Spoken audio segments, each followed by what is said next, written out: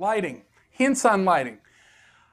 If you've got a higher end property, it's nice to use rope lighting behind crown molding. Sometimes on higher end properties, I'll use rope lighting in different areas. So I did a kitchen remodel or renovation, rehab, where I did a ceiling. I love galley kitchens. It's just kind of my style. I like the galley kitchen. I like the look. It's probably because I want to be a pirate.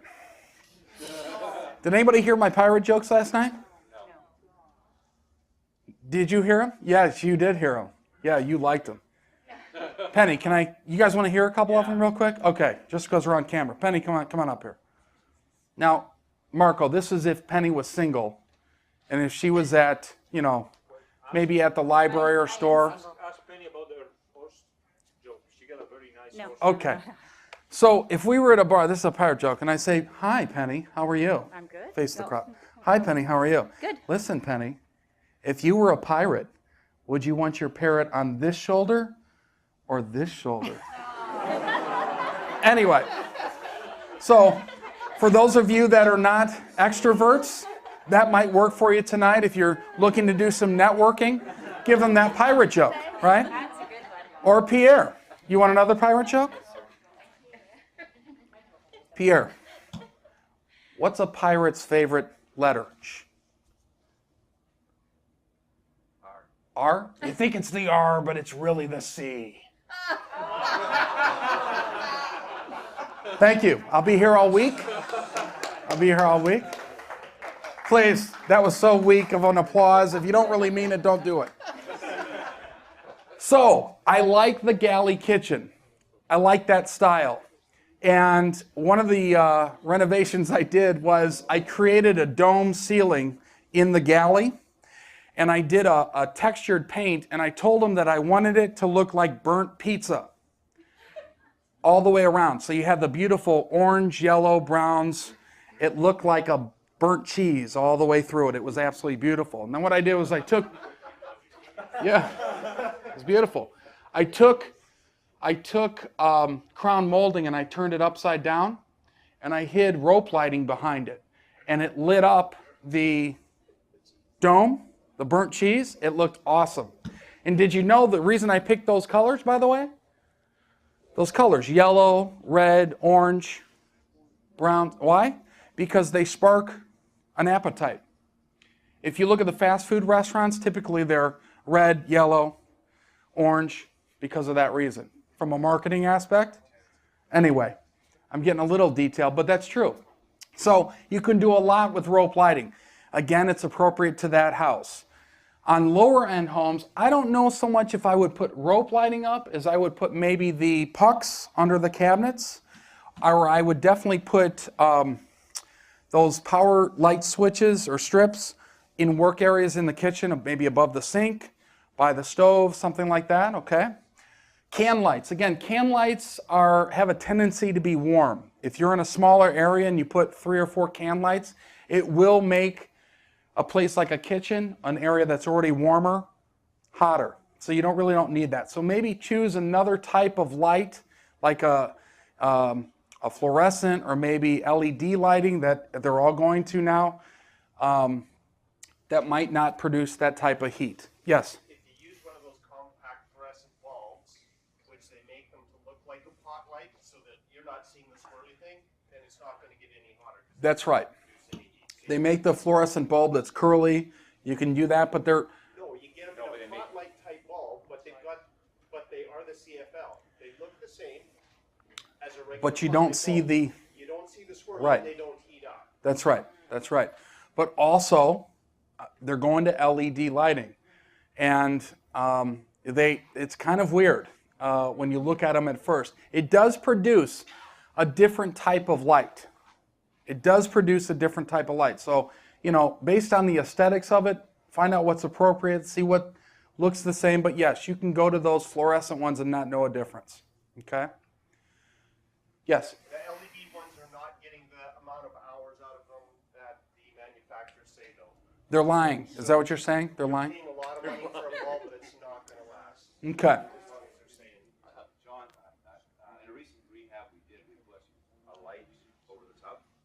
over the tub. And it made a huge difference. Everybody came, wow, right over the tub. You know, that was just a really simple thing. That would be like 1950s home, light over just a little pot light. Yeah, lighting is dramatic.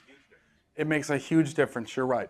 As a matter of fact, lighting is not only dramatic from an aspect of that it gives light, it's used for security, it's romantic, but also you can use light to highlight different areas like the dome ceiling, or if you're in an entry-level house, you can highlight the tile work or something like that. Use light to highlight other aspects of the house, okay?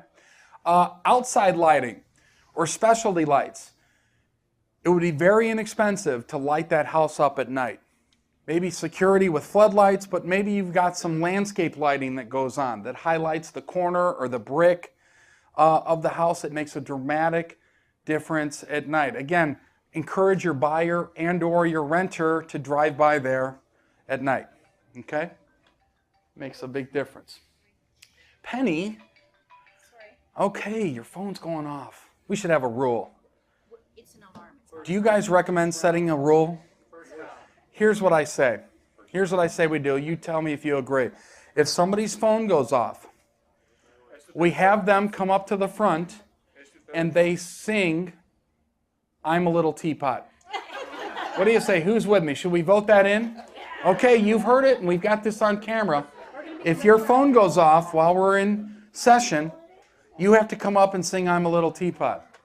If you don't know it, well, we're going to have to help you out with that. So, let's talk about lights. My wife doesn't like these lights. She calls them boob lights. This is a very inexpensive light. When the boom was going on, you could buy 2 of these at Home Depot for 12 bucks. Can you still buy them for 12 bucks? But they're around that price. They're fairly inexpensive, but they're new. So if it's appropriate on a lower end house, you're doing a flip, you may want to put these in. I don't necessarily like the gold. That's not in play right now, but soon that will be if you wait. Like I tell people, yeah, if you wait long enough, all this stuff's going to come back into style. You know what I mean? Yes, Yoshi. Just spray paint silver like I do. There you go. Yoshi, there's a tip for you. Spray paint them all silver. Okay, so Yoshi's giving you a tip there to save some money. Spray paint goes a long way. Right on. Okay. So, let's talk about some other tips. Wainscoting. Anybody know what that is? Okay. So, you're going to put a chair rail up, and wainscoting is that, what would they call that? The backing, beamboard they call it, beadboard. It gives room character, and it also defines the room. Okay, and also serves a purpose as chairs. A chair rail is so that when you're at an area where chairs are coming out, maybe a table's here and chairs are here, it's not scratching up the wall right there. Okay, so it does serve as a purpose. Caulking. Now, caulking serves as an aesthetic purpose. It also serves as an efficiency or purpose for homes. Caulking around windows and doors so that you're not letting in air, but also caulking around sinks, tubs, things like that, okay? Around those areas, you should use the white latex caulk rather than the silicone caulk. You might use the silicone caulk for outside areas along doors and windows, okay? Latex caulk is paintable as well. So for those of you that are worried about white next to a painted surface, you can paint latex caulk as well. So look into that. Insulation, I think that's a big investment that not a lot of people focus on. And I think it's important. If you add extra insulation to a house, especially the houses out here that maybe were a little bit older and don't have the proper insulation in them currently, it's nice to be able to tell the buyer or the renter that we have appropriately insulated the house to save on utility bills. I think that goes a long way. Remember, the renter is concerned with their monthly rent and their monthly bills. So if you can promote anything that you've done to the house that will lower that, I think you're in better shape. Shelving. Shelving in places like closets, garages, storage units, I think goes a long way. Make it convenient for the person buying the property or the person renting the property to store their stuff. As you're walking through there or your agent is walking through there, you might want to point out, you know, this closet has great storage for all of your stuff, or the garage has great storage for tools and things like that. You guys good? Question? Okay. Now, if you're on a very low-end house, I think you should paint the outlets. I know it might be a safety hazard. Is that why you're shaking your head? At least make sure the power's off. How about that? How about that? But paint the outlets. Things with paint that you're going to use on very low-end places is you're going to use semi-gloss paint almost in all the rooms on a very low-end house.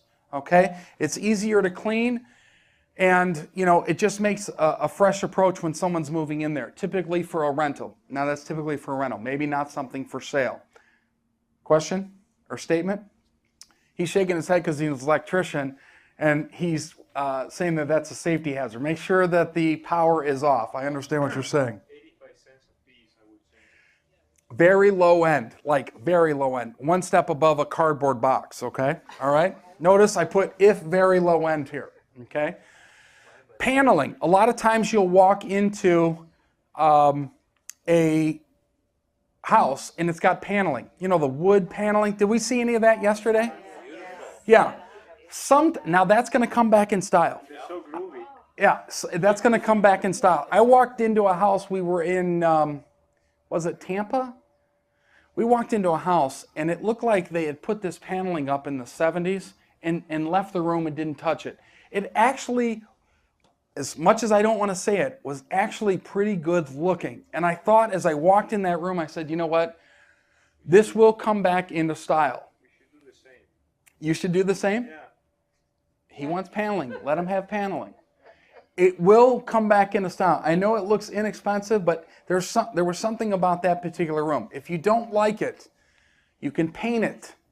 And you know, that might suffice. At least it brightens up the room and it turns the room into something a little bit more modern looking. But even that has its disadvantages. If it's a medium or high-end home, take the paneling out of there altogether.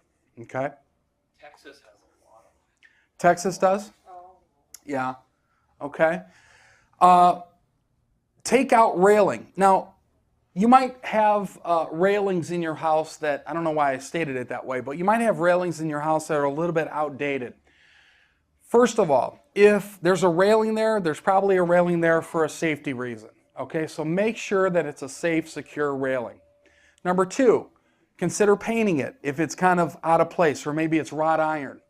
Paint it that it is appropriate to the house, or putting in a wood railing. If it's outside, you might even be able to use PVC.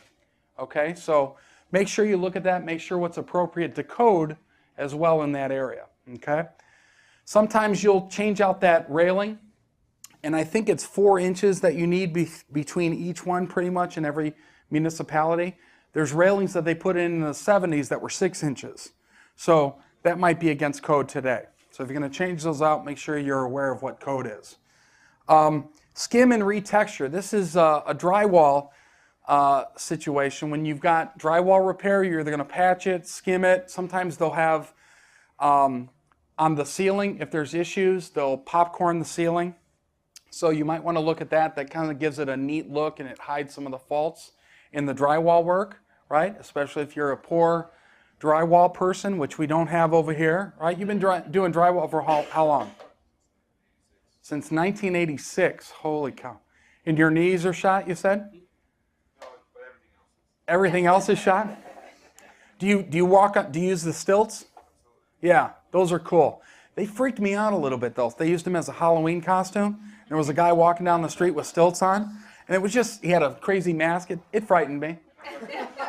By the way, I told you about, you know about my fears, right? You don't know about my fears? Okay, I'm going to tell you a couple of them. No, not mother-in-laws. I don't know why they're picking on Kim. She's a great person. Here's my fears. I do not like the standard poodle. You know the giant poodle? They frighten me. I don't want anything to do with them. Do you have one? They're scary, okay? Number one. I don't like any kind of monkey in human clothing. Yeah, no, I don't like that. You see them on TV once in a while.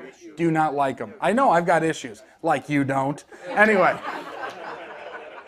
the other thing is, I don't like little boys under the age of 5 in 3-piece suits. That freaks me out. I don't like that at all. And I also don't like clowns. So if we had a situation where all 4 of those were present, I'm not showing up. I'm not going to do it. Anyway, that's my fears. I don't know what yours are, but you now know mine. I don't like heights either, but anyway. Why we got off on that tangent, I don't know. Storage. Make sure when you're renovating a house, you do have proper storage. I think that's important. So if you've got an unsightly shed in the backyard, maybe you can paint it. Maybe you can do some rehab to it, okay? Storage is important for renters and people that are coming in to buy. Today's brand new houses have plenty of storage. If you've got a house that's been around for a while, make sure you've got plenty of storage with that house, okay? Make sense? Yeah. Okay.